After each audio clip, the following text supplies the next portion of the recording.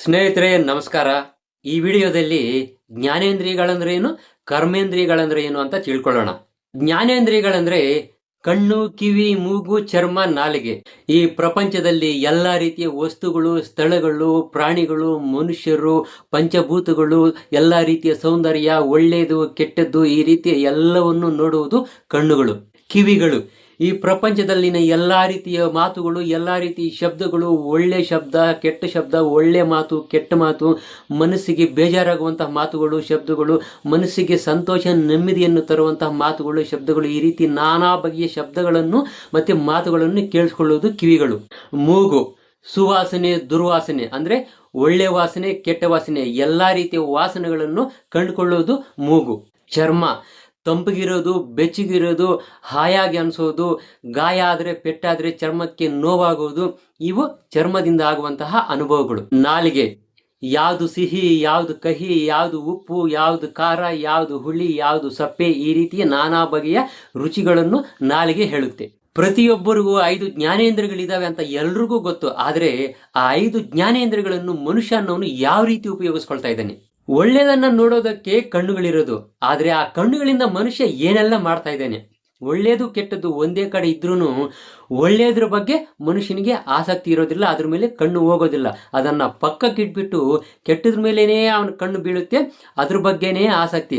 ಅದು ನನಗೆ ಬೇಕು, ನನ್ನದಾಗ ಮಾಡ್ಕೋಬೇಕು, ಅದನ್ನ ನಾನು ಅನುಭವಿಸ್ಬೇಕು ಅನ್ನೋ ಒಂದು ವ್ಯಾಮೋಹದಿಂದ ಆ ಆಲೋಚನೆಯಲ್ಲಿ ಮಾಡಬಾರದ ಕೆಲಸಗಳನ್ನು ಮಾಡಿ ಅದರಿಂದ ಆಗಬಾರದ ತೊಂದರೆಗಳನ್ನು ಅನುಭವಿಸಿ ಕೆಟ್ಟೋಗ್ತಾ ಇದ್ದಾನೆ.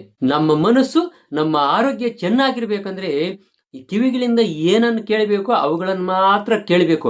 ಆದ್ರೆ ಮನುಷ್ಯ ಏನ್ ಮಾಡ್ತಾ ಇದ್ದಾನೆ ಅಂದ್ರೆ ಒಳ್ಳೇದು ಕೇಳೋದನ್ನು ಬಿಟ್ಬಿಡ್ತಾ ಇದ್ದಾನೆ, ಕೆಟ್ಟದ್ದು ಬೇಕು ಅಂತಾನೆ ಕೇಳ್ತಾನೆ, ಒಳ್ಳೇದನ್ನ ದೂರ ಮಾಡ್ಕೊಳ್ತಾ ಇದ್ದಾನೆ.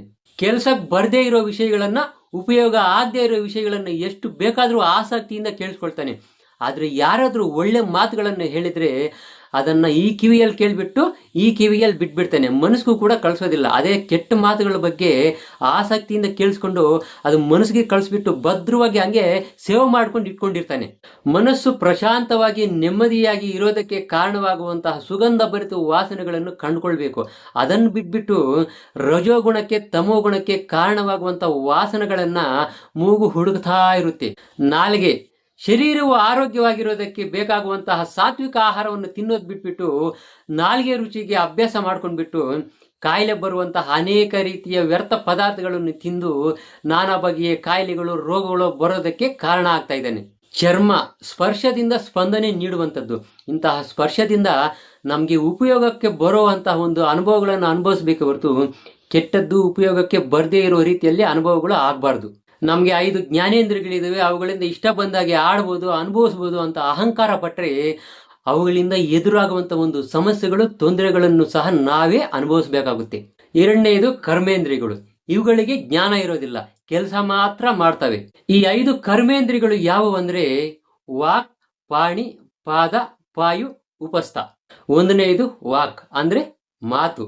ನಾವು ಮಾತಾಡೋ ಮಾತು ಯಾವ ರೀತಿ ಇರ್ಬೇಕಂದ್ರೆ ಮುತ್ತಿನಂತೆ ಇರಬೇಕು. ಪ್ರತಿಯೊಂದು ಮಾತು, ಪ್ರತಿಯೊಂದು ಪದದಲ್ಲೂ ಅರ್ಥ ಇರಬೇಕು, ಎಲ್ಲರೂ ಇಷ್ಟಪಡೋ ರೀತಿಯಲ್ಲಿ ಇರಬೇಕು. ಮುಖ್ಯವಾಗಿ ಆ ಭಗವಂತನಿಗೆ ಇಷ್ಟ ಆಗೋ ರೀತಿಯಲ್ಲಿ ನಾವು ಮಾತಾಡಬೇಕು, ಅದು ಮಾತು. ಎರಡನೆಯದು ಪಾಣಿ ಅಂದ್ರೆ ಕೈ. ಈ ಕೈಯಿಂದ ನಾವು ಏನ ಮಾಡಿದ್ರು ಒಳ್ಳೇದು ಮಾಡಬೇಕು ಹೊರತು ಕೆಟ್ಟದ್ದನ್ನು ಮಾತ್ರ ಮಾಡಬಾರ್ದು. ಈ ಕೈಯಿಂದ ಯಾರಿಗೆ ಆಗ್ಲಿ ತೊಂದರೆ ಕೊಡಬಾರ್ದು, ಹಿಂಸೆ ಕೊಡಬಾರ್ದು. ಮೂರನೆಯದು ಪಾದ ಅಂದ್ರೆ ನಮ್ಮ ಕಾಲುಗಳು. ನಾವು ನಡೆಯುವಂತಹ ಒಂದು ಪ್ರಯಾಣ ಯಾವ ಕಡೆ ಇರ್ಬೇಕಂದ್ರೆ ಎಲ್ಲಿ ನಮಗೆ ಪುಣ್ಯ, ಸುಖ, ಶಾಂತಿ, ನೆಮ್ಮದಿ ಸಿಗುತ್ತೋ ಅಂತಹ ಕಡೆ ನಮ್ಮ ಪ್ರಯಾಣ ಸಾಗಬೇಕು. ನಾಲ್ಕನೇದು ಪಾಯು, ಐದನೇದು ಉಪಸ್ಥ ಅಂದ್ರೆ ನಾವು ಮಲಮೂತ್ರಗಳು ಮಾಡುವಂತಹ ಇಂದ್ರಿಯಗಳು. ಅವುಗಳಿಂದ ಏನೇನಾಗ್ತಾವಂತ ವಿಶೇಷವಾಗಿ ಹೇಳೋ ಅವಶ್ಯಕತೆ ಇಲ್ಲ ಅನ್ಸುತ್ತೆ. ಈ ರೀತಿ 5 ಜ್ಞಾನೇಂದ್ರಿಯಗಳು, 5 ಕರ್ಮೇಂದ್ರಿಯಗಳು, ಒಟ್ಟಾರೆ 10 ಇಂದ್ರಿಯಗಳು ನಮ್ಮ ಶರೀರದಲ್ಲಿ ಇರ್ತವೆ. ಈ 10 ಇಂದ್ರಿಯಗಳಿಗೆ ಬಾಸ್ ಅಂದ್ರೆ ಲೀಡರ್ ಯಾರು ಗೊತ್ತಾ? ಮನಸ್ಸು. ಈ ಮನಸ್ಸು ಹೇಳ್ದಂಗೆ ಈ 10 ಇಂದ್ರಿಯಗಳು ನಡ್ಕೊಳ್ತಾ ಇರ್ತವೆ. ಈ 5 ಜ್ಞಾನೇಂದ್ರಿಯಗಳನ್ನು, 5 ಕರ್ಮೇಂದ್ರಿಯಗಳನ್ನು ನಾವು ಕಂಟ್ರೋಲ್ ಅಲ್ಲಿ ಇಟ್ಕೊಂಡಿದ್ರೆ ಮಾತ್ರ ಚೆನ್ನಾಗಿರ್ತೀವಿ. ಕಂಟ್ರೋಲ್ ಅಲ್ಲಿ ಇಟ್ಕೊಳಕ್ಕಾಗದೆ ಏನಾದ್ರೂ ಕೈ ಬಿಟ್ವಾ ನಮ್ ಗತಿ ಅದೋ ಗತಿ. ಸ್ನೇಹಿತರೆ, ಇದಿಷ್ಟು. ಜ್ಞಾನೇಂದ್ರಿಯಗಳು ಕರ್ಮೇಂದ್ರಿಯಗಳ ಬಗ್ಗೆ ಈ ವಿಡಿಯೋದಲ್ಲಿ ನಾವು ತಿಳ್ಕೊಂಡಿರುವಂತಹ ಆಸಕ್ತಿಕರವಾದ ವಿಷಯಗಳು. ಇದೇ ತರ ಆಸಕ್ತಿಕರವಾದ ಮತ್ತೊಂದು ವಿಷಯದೊಂದಿಗೆ ಮುಂದಿನ ವಿಡಿಯೋದಲ್ಲಿ ಭೇಟಿಯಾಗೋಣ. ಅಲ್ಲಿವರೆಗೂ ನಮಸ್ಕಾರ. ದಯವಿಟ್ಟು ನಮ್ಮ ಚಾನೆಲ್ ಅನ್ನು ಸಬ್ಸ್ಕ್ರೈಬ್ ಮಾಡ್ಕೊಳ್ಳಿ. ಸಬ್ಸ್ಕ್ರೈಬ್ ಮಾಡಿದ್ಮೇಲೆ ಬೆಲ್ ಬಟನ್ ಬರುತ್ತೆ, ಅದನ್ನು ಒತ್ತಿದ್ರೆ ಆಲ್ ಅಂತ ಆಪ್ಷನ್ ಬರುತ್ತೆ.